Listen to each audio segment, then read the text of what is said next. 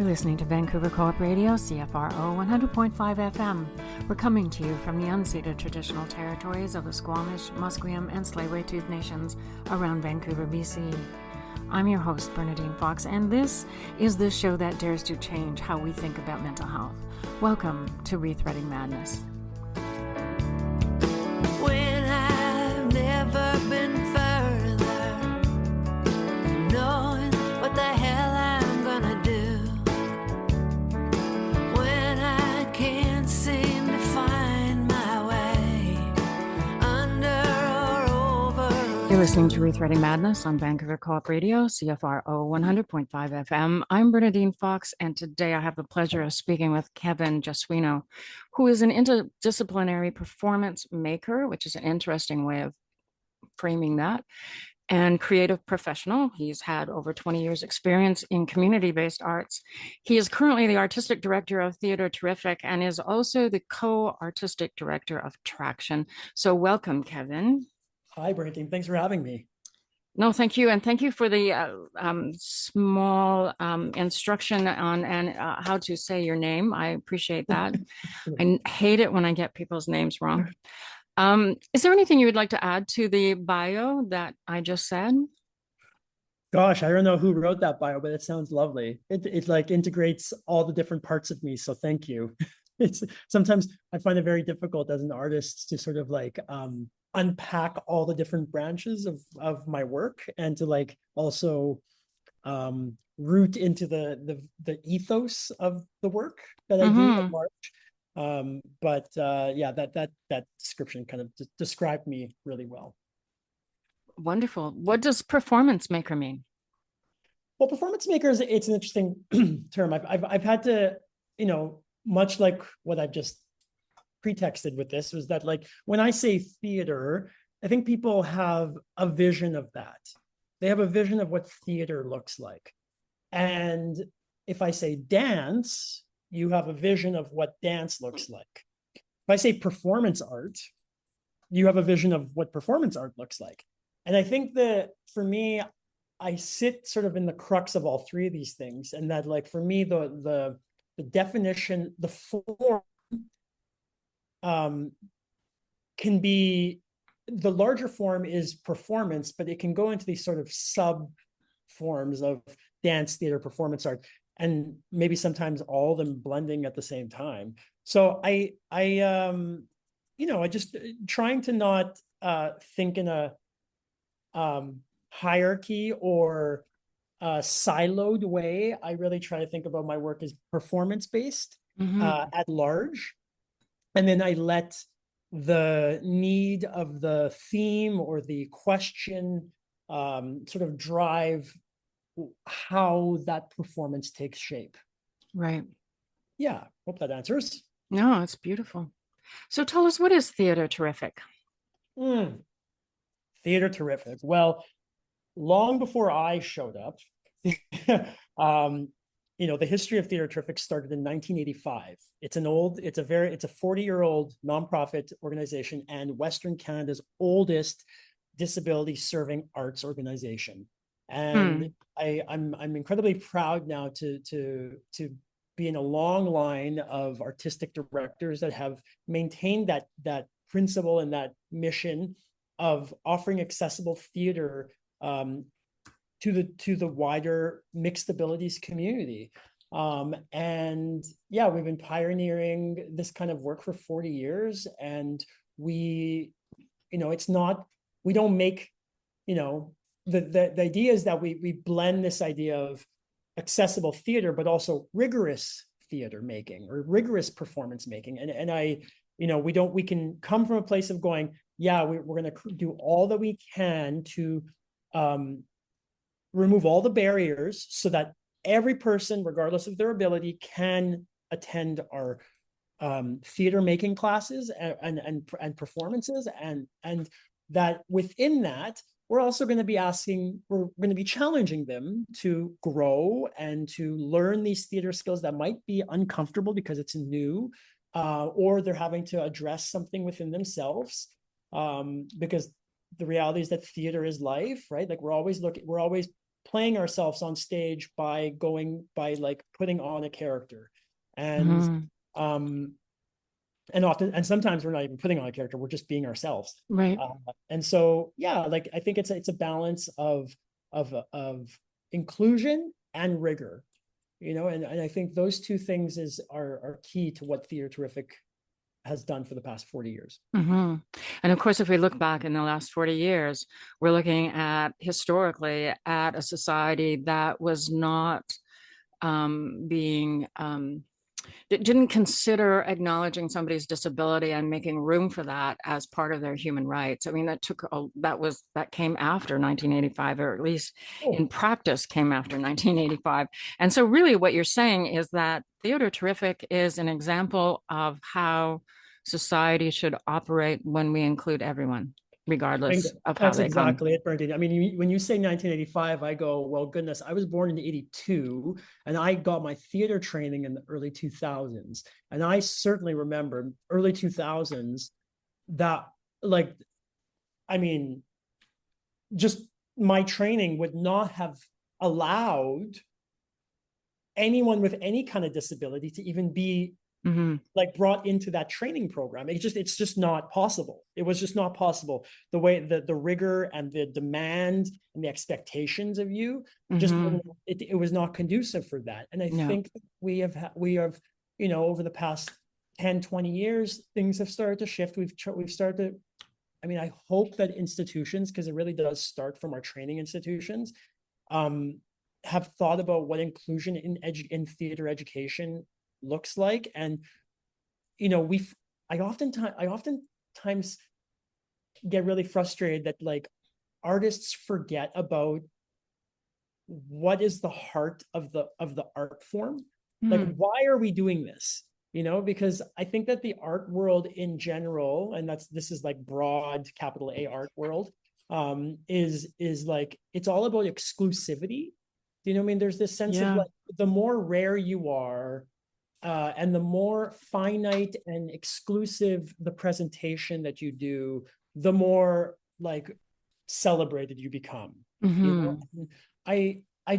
I'm so not into that kind of thinking. And I think about how can art is what holds together. Art is like what is holding culture together. I years ago, I had an educator tell me, you wake up, you go about your day for 24 hours, and you experience over 500,000 pieces of art a day. Right. And I'm like, wait, what? And I'm like, and he pointed out like architecture, your clothing, the chair you're sitting on, you know what I mean? The cars, the roadways, the urban design elements. Do you mean like there's an art and design to everything that humans do to enable us to come together? And so I think that's like my groundwork ethos, like where I build as an art maker, a maker, and that the more people I can call into that way of thinking, and then we can create together, and we're actually like building the utopic world that we're all dreaming for, right? Like everyone can access art and make art. Period. I agree with that. And when I'm not being a radio host or an activist or an advocate, I actually teach art. And I am a visual artist. And so really what you're talking about is that art is humanity, that it is humanity. And if we take it, you can correct me if I'm wrong in what I'm hearing you say, if we take it into some elite sphere, which it can go, like the whole art speak and, the gallery system, it can be so elitist that it leaves the rest of humanity behind, where they can't understand what art they're looking at anymore. And I'm with you. I think art is for everybody. And yeah, it begs the question around like, as we move forward with any sort of good intentions in the world, like what is the actual impact? Like, when it's like, certainly art tends to be the thing that is always cut first in budgets, right. And perhaps it's because the people creating those budgets are thinking about that sort of like sprinkled on at the end kind of art and the exclusivity and like the sort of gallery theater system, right, as opposed to like how is art coming into the streets, and like building relationships together, Mhm. Yeah, and yeah. impacting on our beings. And I think that's the part they miss, that they don't, they see crayons and a piece of paper and they don't recognize that those simple tools can absolutely profoundly impact on somebody's emotional and physical well-being.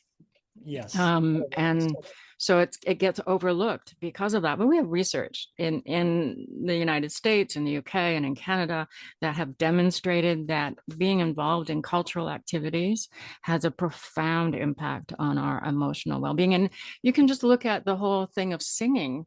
You know, we know that if somebody's singing, even if they sing badly, like I do, they will release, I think it's dopamines in your brain that help you feel better, you Yes. know. And Yeah. so we underestimate those things, I think, in some way, believing that the things we do are more important than the things around us.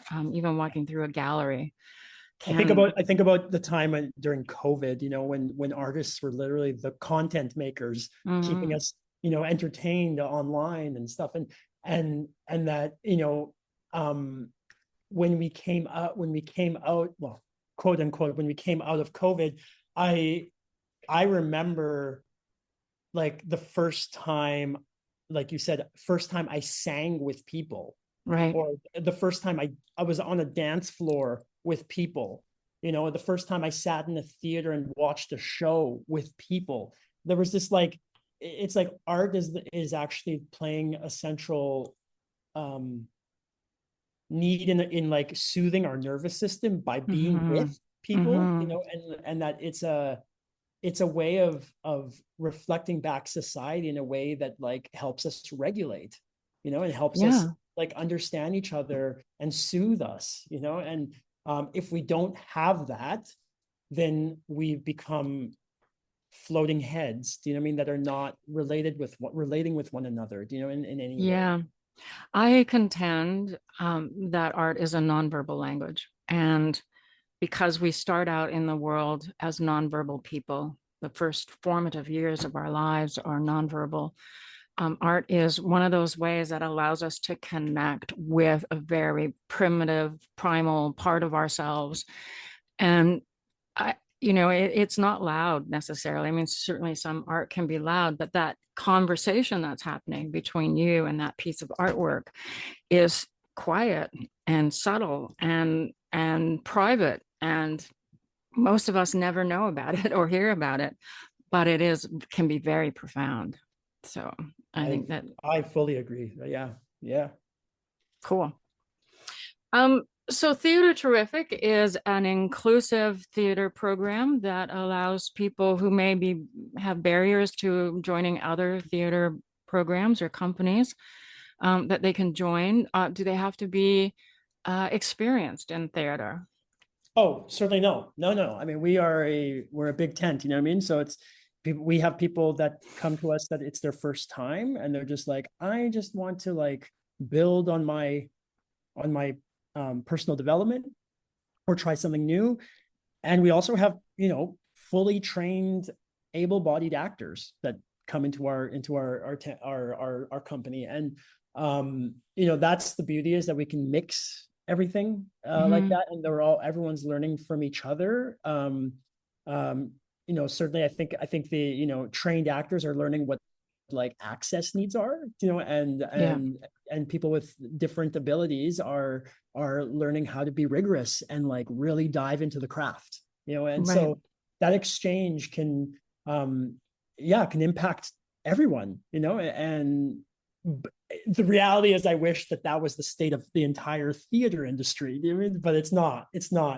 And I hope that at least I can continue the legacy of advocating for more inclusivity in theater, both not just in our audiences, which is how theater makes money. So that's like Hmm. the first place that change happens, but also on the stage, because a lot of the stages in Vancouver, for example, are not accessible. I know.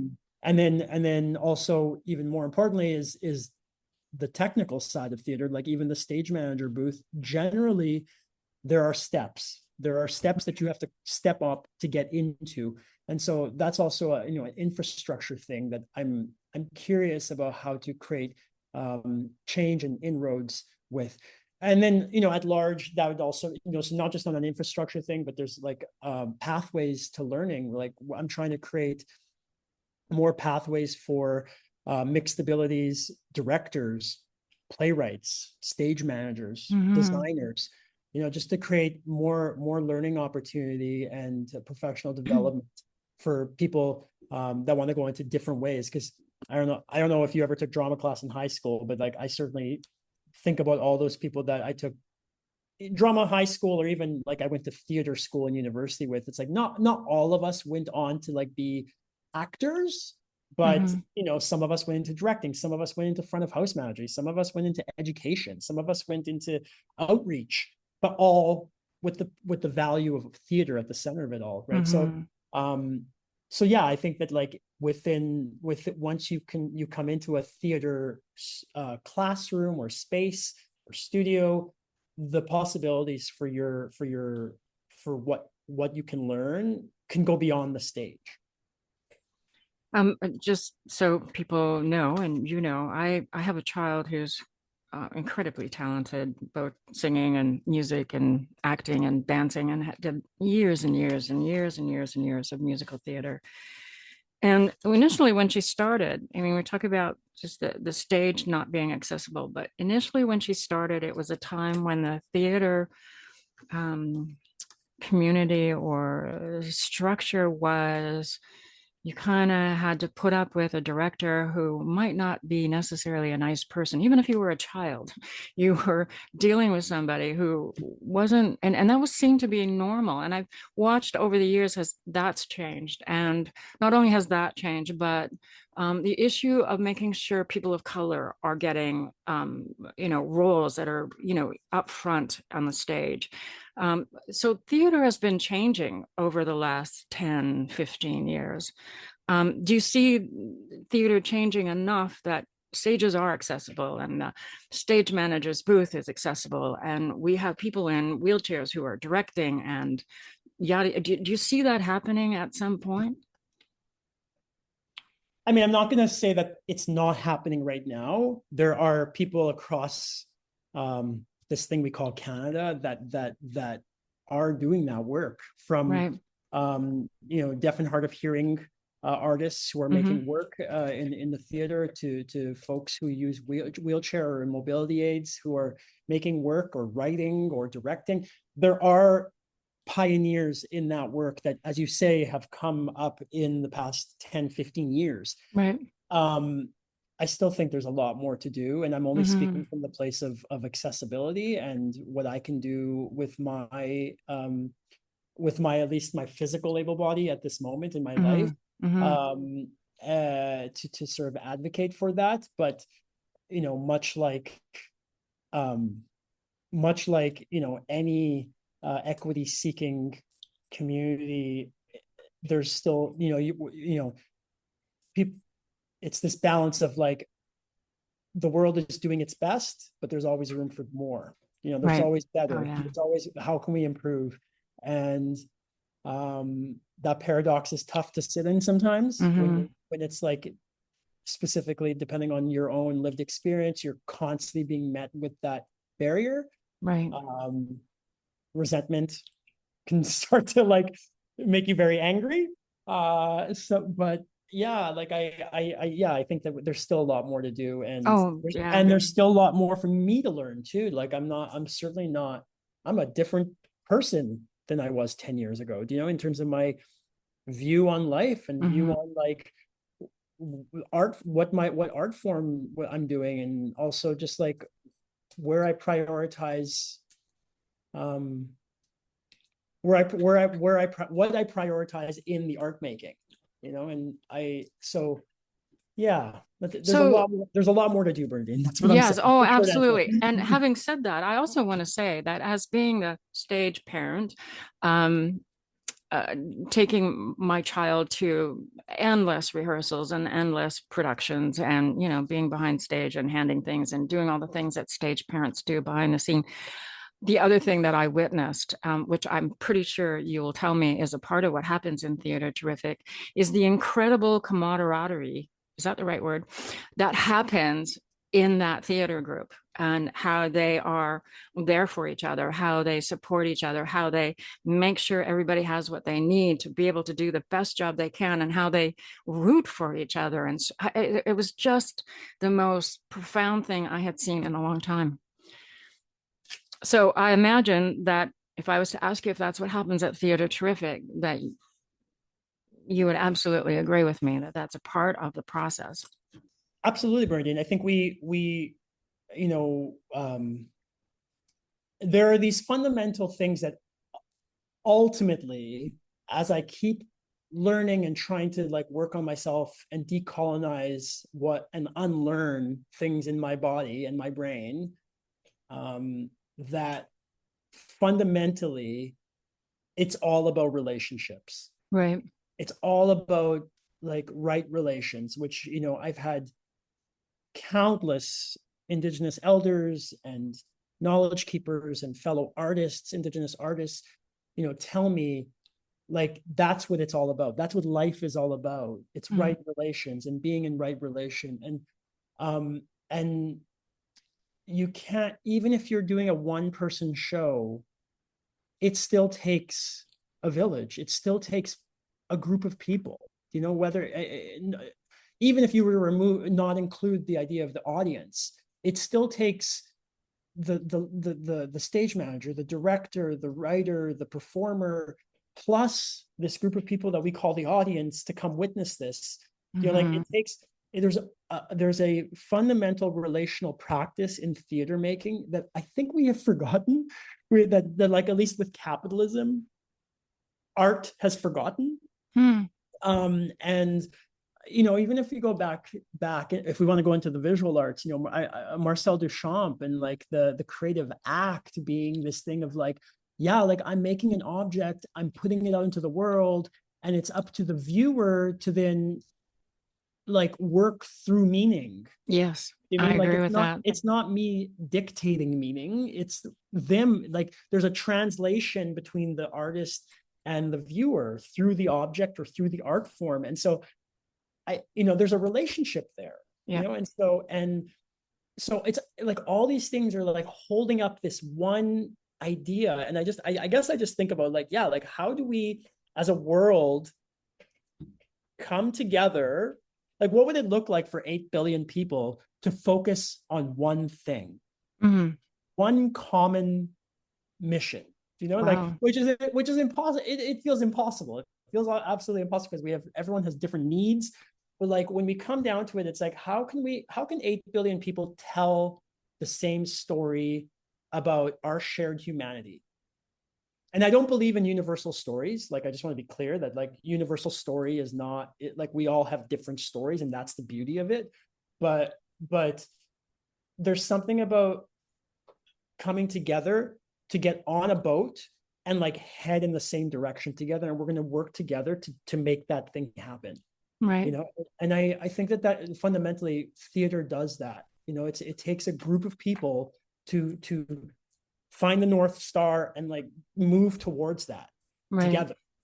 And that's what theater companies do, right? They create they find or point to a North Star and they move together. I won't go on and on about how amazing they are. We just need to take a little break, Kevin. Yeah. I'm hoping that you'll stay with me and we'll talk a little bit more about Theater Terrific. Is that okay? Yes. Yeah. Okay. Yeah. All right. And we'll be right back, folks. Tanuyap. Kuiget Yuans Kuinsna. Hi everybody, my name is Kuiget Yuans. I'm a member of the Squamish Nation and the Yagalanas clan of the Haida Nation. You're listening to Co-op Radio, CFRO 100.5 FM. We live, work, play, and broadcast from the traditional, ancestral, and unceded territories of the Musqueam, Squamish, and Tsleil-Waututh nations.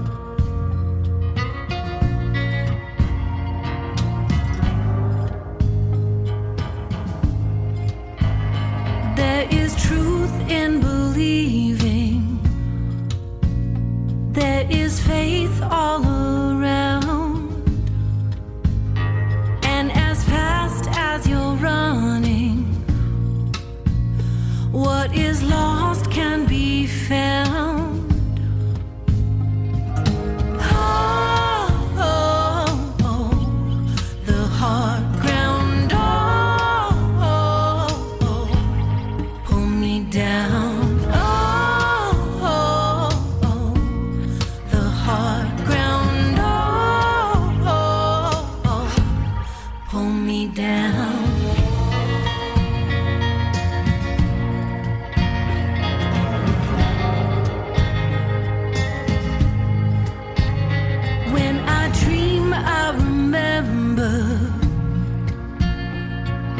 my mother's embrace and the strength of my father and the lines on his face.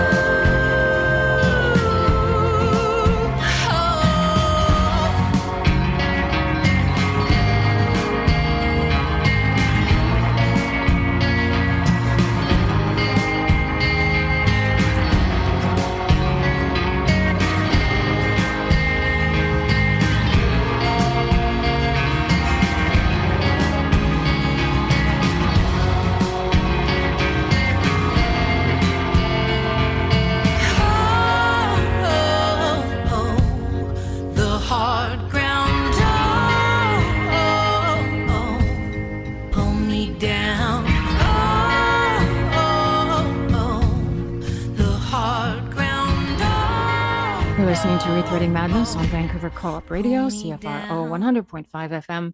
I have the pleasure of speaking with Kevin Jesuino, who is an interdisciplinary performance maker and creative professional who is currently the artistic director at Theater Terrific. Kevin, we just had a lovely conversation that I feel like I got kind of carried away with.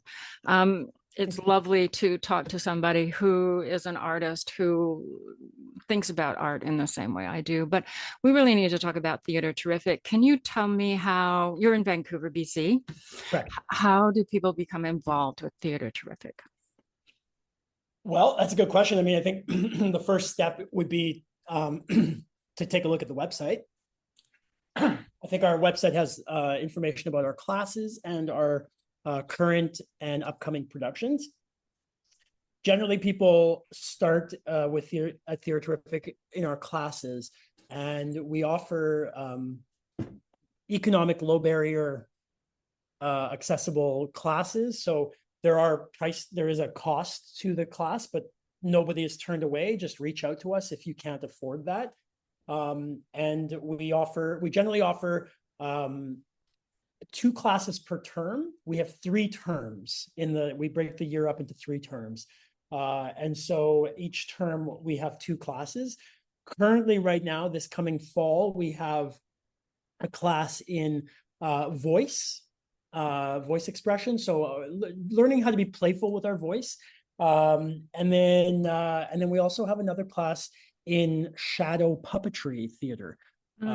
And so both of those classes are taught by local professionals in Vancouver. Yeah, and so oftentimes people will come in to take these classes, and then they'll be informed about our upcoming production. We typically have a theater creation class in the spring term. And so that is sort of like our incubator for generating the content that we then take into the summer, where we take that content and we sort of sew it all together into a production. And then that's what we present every year for our summer show, which we present at the Vancouver Fringe. Right. So other emerging productions will come out, but generally it's the classes and then the productions that are sort of the invitations for people to come and participate in Theater Terrific. And how does somebody get an invitation? Do they have to audition for it or? No, frankly, no. The classes, I mean, the classes are anyone who wants to come comes. And Okay. when we host auditions, as much as we again, it's that the idea of being inclusive and rigorous at the same time. Mm-hmm. Right? So the audition is generally a like, come learn about the work, tell us a little bit about your availability and yourself, and let's see how you play with everyone. Right. And as long as we're meeting those sort of requirements, which is like very low barrier, like there's a good availability and you're willing to like play with people, then generally you're in. So that's what we call our audition. So if somebody comes in a wheelchair or is, reliant on canes or has a mental health challenge of some kind, where does the barrier become problematic, or does it? Well, it shouldn't. I know, I agree. It But I have shouldn't to ask become that question. it shouldn't become a barrier. And yeah, we talk a lot about access needs, and oftentimes that first class and like is, for some of them, it's the first time they're here, they're being asked, what is your access need? Right. And to sort of build, and I'm learning that it's like, it's really tough to like self-advocate for your, so yeah, so like there's something about that, the theater classes that are also teaching, empowering you to like advocate for yourself and to state your access needs. And by other people hearing those access needs, they're also empowered to like express their own access needs, but also learn how to like meet you where you're at. Right. And if we can all sort of put those sort of needs in the center of the circle, then we can be more fruitful in our making. We understand what people's needs are. Right. I agree. So you just finished a program of production at the Fringe. How did it go? Oh, it went so well, Bernadine. I was really proud of this production. This was the first, I mean, I've directed with Theatrific before, but it was the first time that I was directing under this new hat of the artistic director of the whole company. So it felt like a bit of a celebration, a welcoming into this company. But it also, the show was called Dance Floor Memoirs. And I was curious to investigate what people's experiences were on the dance floor. Mostly because I have my own things. As a queer man, sometimes I when I'm on a dance floor, there's sort of an expectation that people have of me, where people are projecting onto me, and dance is this sort of like part of our mating system, like it's part of this way of like connecting with people. And it brought up curiosities from my own life, but then I thought about like, well, everyone must have a different experience. And so we talked about, it was this investigation about like, what are the politics and what of the dance floor, and what happens when we dance, and what is dance. And from that, each person that was in the show sort of like gathered stories about their time on a dance floor. We sew all those stories together into this this show, and we built this show that is centered around a community of people trying to host a dance party that then gets banned. Oh, so it takes on a bit of a footloose thing, but gets deeper into like the idea of what does it mean for everyone to be able to dance, and then what does that actually mean when it comes to people with mixed abilities? Because there's a certain level of agency that comes with dance. There's a certain level of wanting to connect with people when it comes to dance. And of course, we all know dance is expression. And if we cannot dance, then what is liberation? Right? If I am not able, if I as an able-bodied person cannot fully let myself go on a dance floor, then what's liberation? And so this project, centered the stories of the people that made the show, and that's mixed abilities perspectives, clearly, but it also touched upon a larger theme of like humanities what is humanity's connection to dancing? And what does it mean for all of us to embody agency, expression, connection?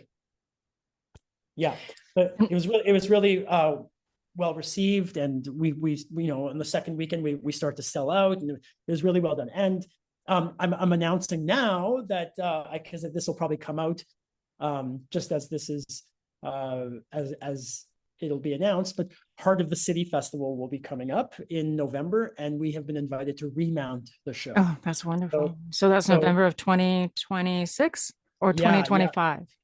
This year, 2025. 2025, November of 2025. Yeah, and so it'll be November 7th, and it'll be at 5 p.m. at the Simon Fraser University School of Contemporary Arts downtown on the second floor in the World Arts Center. And it'll be a one night showing of remounting of this show. And I just hope that everyone can come experience this, because the show again it's not about mixed abilities. It's not about people with disabilities, but it's through these stories that we actually get to the heart of like everything human. Right. And I think really what you're kind of maybe talking about, what I pick up from it, I should say, is that we all have disabilities. We all have places in ourselves where we can't do something for whatever reason. Maybe it's, be connected to another person that you really want to be connected to. I mean, all our disabilities are not sort of known and evident. Kind of, I think that what you're talking about is kind of universal out there in the world, that we all have places where we're not very good at certain things. Bernadine, I was never, when I moved to Vancouver, I didn't come with the mission of like, I'm going to work for the disability community. That wasn't ever on my radar.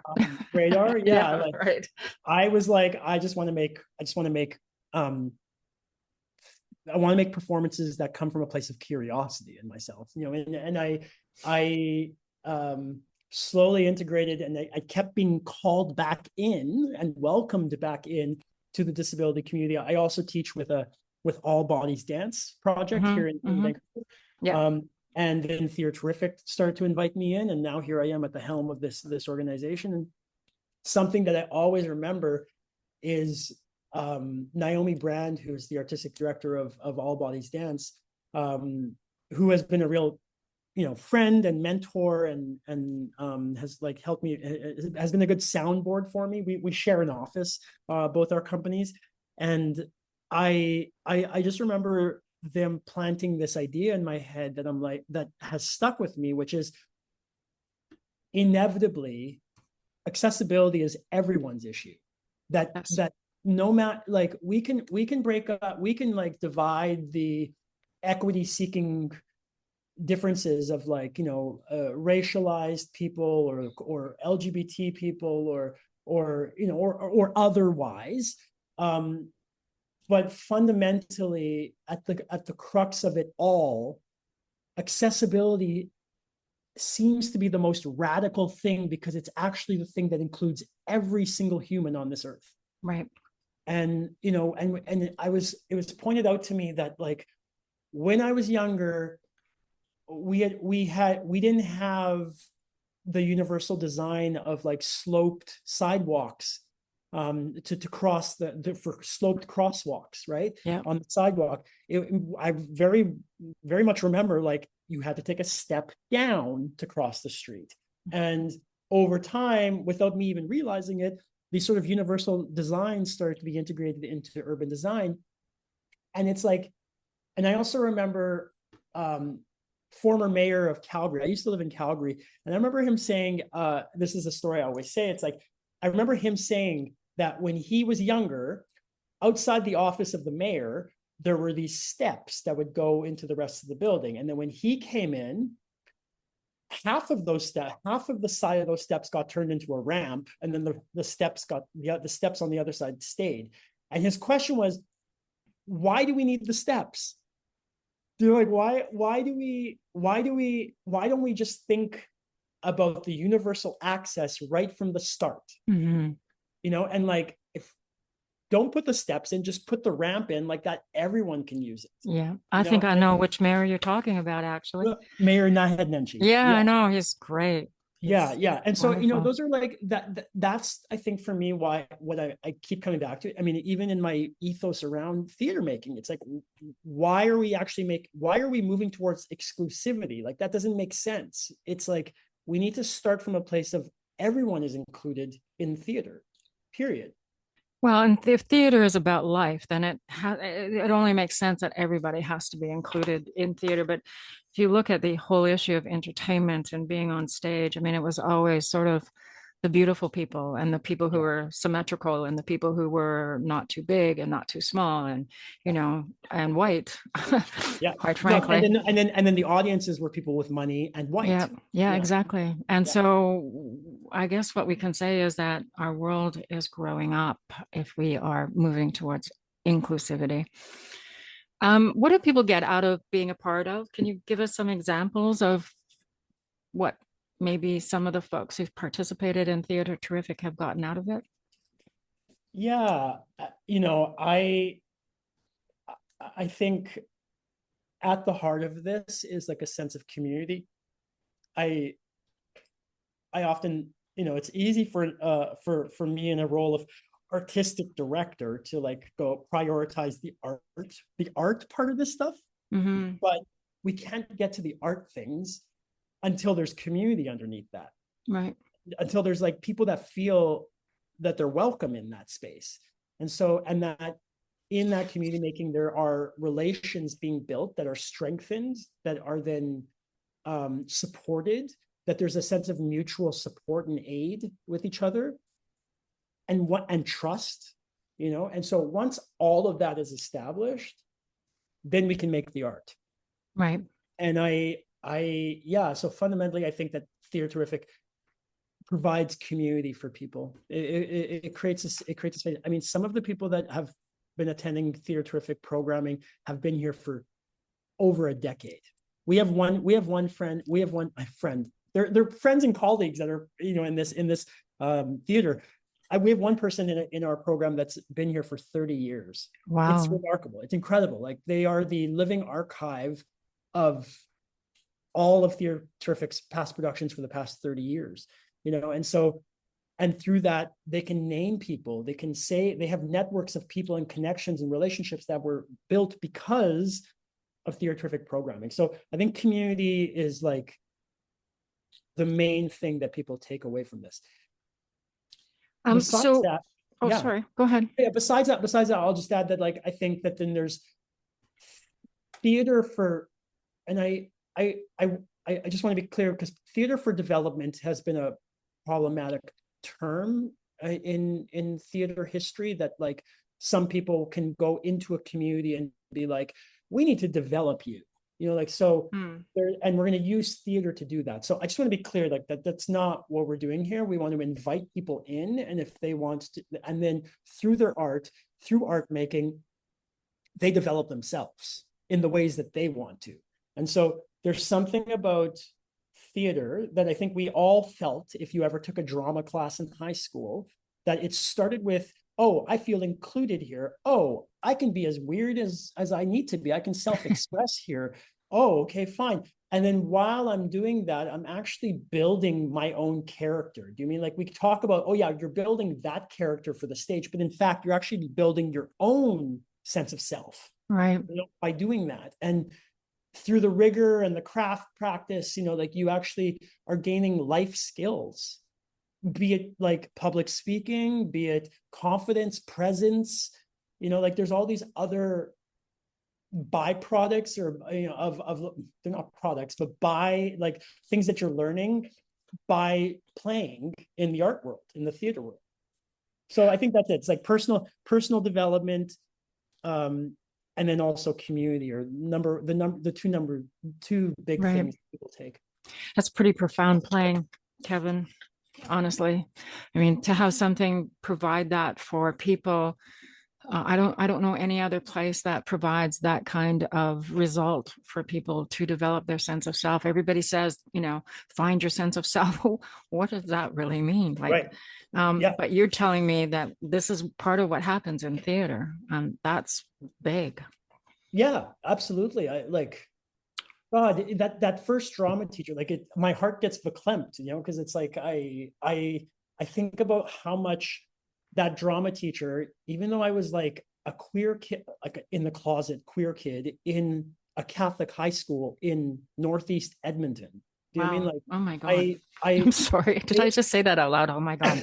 Well, but it says it shows like where how much impact that Yes. had on me. That they created an environment in a Catholic high school that allowed me to thrive and learn to be myself, and that through the productions that we made, sure, we were doing fluff, we were doing Annie the musical, Yes. but that in that I was finding a sense of inclusion, I was finding a sense of expression, I was finding my voice, I was able to connect with people. Those are skills that I take outside of rehearsal. Right. Yeah. Yeah, no, it's wonderful, Kevin. I didn't expect to learn as much as I have, and I have so appreciated this conversation. The website for Theater Terrific, what is it?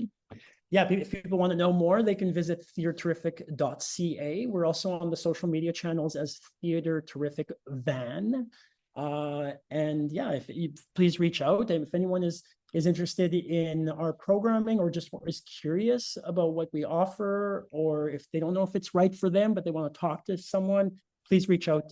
There's an email on our website. Okay, and Theater Terrific Van is all one word, and the last part of that is Van as in Vancouver, so V as in Victor, A, N as in Norman.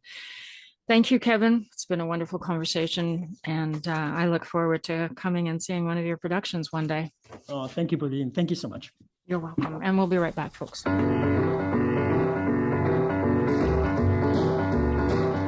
you hear this? A lot of people call this rock and roll. Swings. This is done with the, let's see, with the left hand, yeah. And the right hand fits in with something like this here. Here we go now. Yeah, it's called rock and roll, and you can hear all about it on Rock Talk. Discover the hidden but enchanting side of the music. Friday mornings at 9 o'clock. Oh, if that isn't enchanting, nothing is. Go ahead, kids. Dance. You're listening to Rethreading Madness on Vancouver Co-op Radio, CFRO 100.5 FM. We're coming to you from the Gathering Place in downtown Vancouver, on location for the Mad Arts Cafe, and I'm about to talk with Richard Lett. So you're a stand-up comedian, a poet, an actor? True. And it says that you're known for comedy focusing on drug and alcohol recovery, and at some point you were banned from a lot of places. So let's talk about that. How come? What happens? Well, I'm an addict. I'm, alcoholic, and I, and that lends itself to all sorts of bad choices. I think me being banned from comedy rooms had as much to do with my, provoking style. But I didn't present very well when I'd been drinking or using. And then just a couple of years ago, I took to stealing to make my living when I was homeless and out there. And so, that really undermines people's sense of safety if somebody is around that might be stealing from me. It's a pretty gross thing to do. To steal? Yes.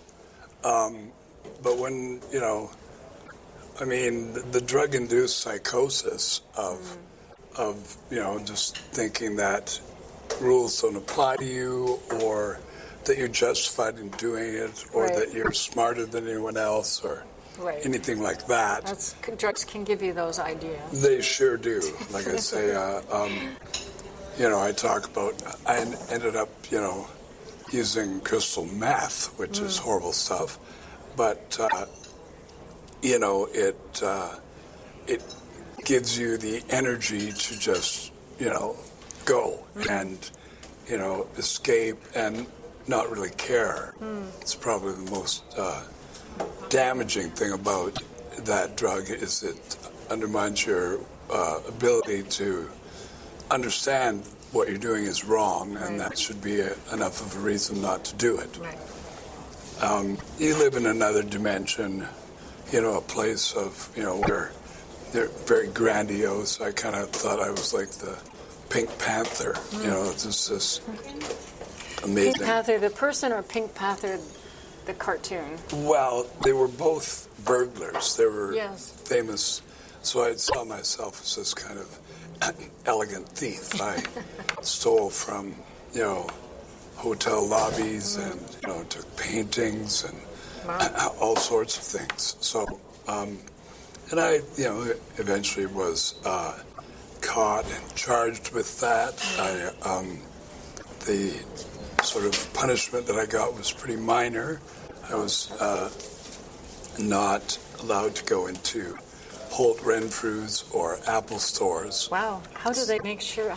We Well, don't have to go there, but face recognition, or if you go in there again and they catch you stealing again, then they go, you're bad. now we're going to throw you in jail. Yeah. Okay. Yeah. So were you always a comic? Were you funny when you were a kid? Oh yeah, I used comedy as a sort of social lubricant. I was the class clown and that sort of thing, and I always had kind of a funny way of expressing myself. So I was actually a school teacher, an English drama teacher, initially after graduating from university.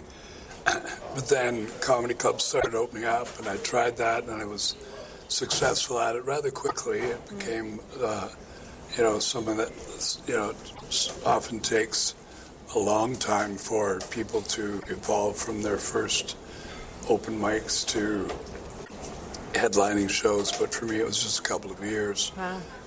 So, yeah, I was sort of born to do it in a lot of ways. As a comic, do you always not just you, but other comics, do you always use your own personal story?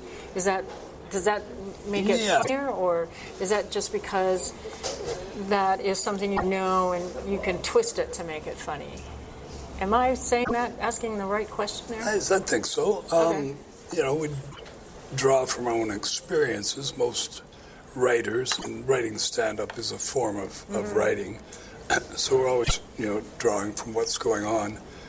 Plus, there's a uniqueness to, talking about your own life. If you're just sort of talking about what everybody else is talking about from a sort of a large, sort of framework of what people think and feel, then it gets, pretty typical, pretty stereotypical, and nothing too original about it. So one of the ways to maintain an originality is to just, draw from your own experiences. Right. You performed at the Fringe. Yes, many times. Many times. You did one called Hard to Kill.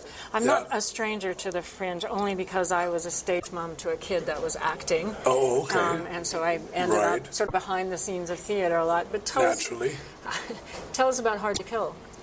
Well, that was when I had, gone through some dire experiences. That was right in the middle of COVID. So there was, it was a rather peculiar situation because, there was the first phase of it, I guess they called it. And then there was a bit of a break where we were able to do shows, but everybody had to sit at a distance, and I couldn't cross the line getting too close to the audience. But anyway, I had COVID, a few months before that.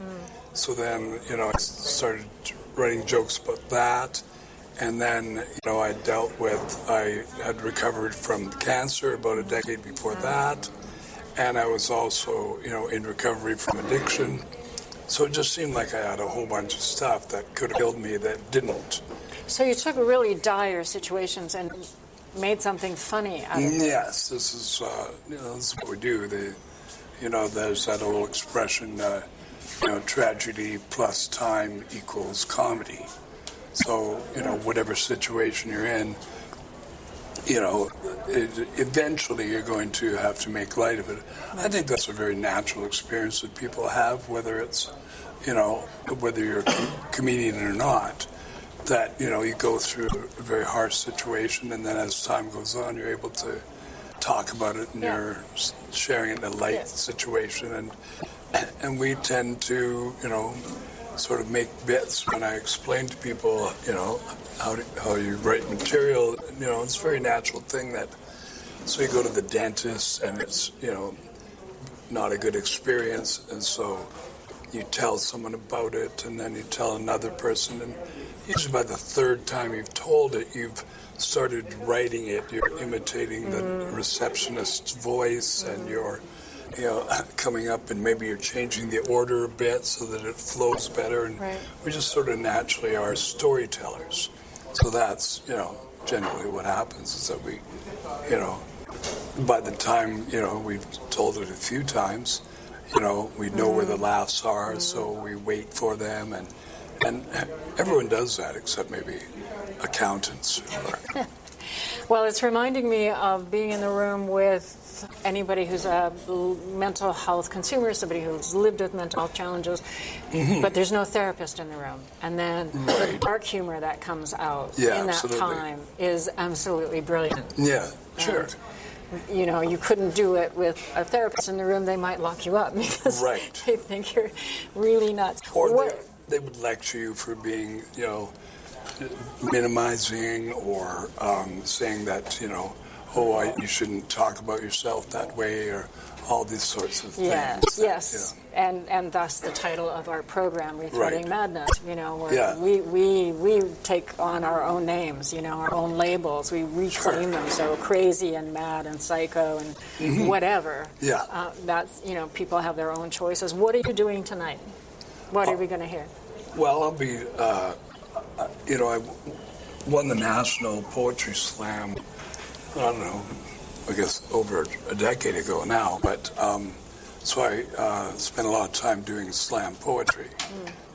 So I have spoken word is the sort of umbrella for all sorts of things, stand-up comedy being one of them, slam poetry being another. So, I'm going to do a couple of poems to sort of bookend the show, and then I'll do some comedy about what's going on in the world and my observation of things, reflection on my own life as a single dad, my battles with drug addiction and alcoholism, and so that's something I've been doing for a long time. Once I got into recovery, then it didn't take long for people asking me to do shows or be part of events where I could, sort of make fun of or lighten the mood, as it were. So this is just another experience. I was asked to do this. So I'll be trying to, talk about what's going on in the world. It's pretty, chaotic right now. It is. It is chaotic. Yeah. Well, thank you, Richard, for giving me your time, and I look forward to hearing you tonight. Sure, I'm glad to have you here. And that's our show. Thank you to Kevin Jesuino from Theatre Terrific, Richard Lett, whom we recorded on location a few months back, and Sherry Ulrich and Leela Gilday for the gift of their music. And to you, our listeners, thank you for joining us today. Stay safe out there. You've just listened to Rethreading Madness, where we dare to change how we think about mental health. We air live on Vancouver Co-op Radio, CFRO 100.5 FM, every Tuesday at 5 p.m. or online at coopradio.org. If you have questions or feedback about this program, or want to share your story, or have something to say to us, we want to hear from you. You can reach us by email, rethreadingmadness@coopradio.org. This is Bernadine Fox. We'll be back next week. Until then.